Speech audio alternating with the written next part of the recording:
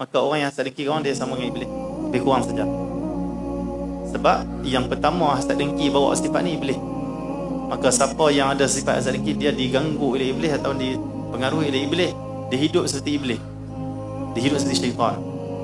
Hidup, oh tengok aku tak boleh, aku tak puas hati depan ni, aku betul dapat. Lepas tu dia fitnah pula, dia buka aib orang tu pula. Sebab apa? Tak puas hati. Begitu iblis. Masya Allah. Jadi nak tahu kita ikut iblis ke tak, tengok hati kita. Kalau hati ada hasad dengki, confirm kita ni sudah dikuasai oleh iblis dan kita adalah pengikut iblis. Tapi kalau hati kita tak ada hasad dengki kat orang, kita pengikut Nabi Muhammad sallallahu alaihi wasallam. Jangan tak boleh hasad dengki orang. Ini penyakit yang paling bahaya di akhir zaman, dan penyakit yang paling kronik di akhir zaman. Akhir zaman orang takut jantung, orang takut stroke, yang orang tak takut hasad dengki pula. Sedangkan hasad dengki tu yang Nabi sebut yang paling bahaya di akhir zaman, bukan stroke, bukan jantung. Kalau dia kena stroke, dia kena jantung, dia orang soleh, dia untung dia akhirat mati.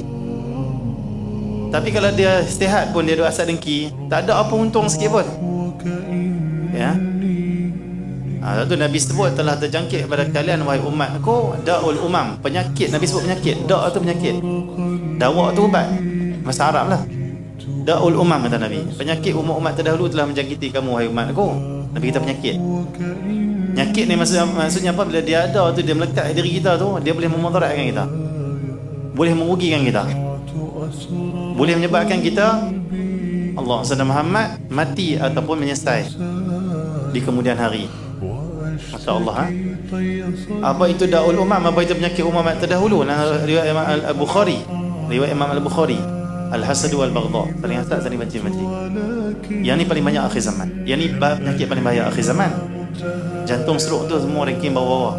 Timbalan atas hasad dengki dan saling benci-benci sesama orang Islam. Sama orang Islam. Ya.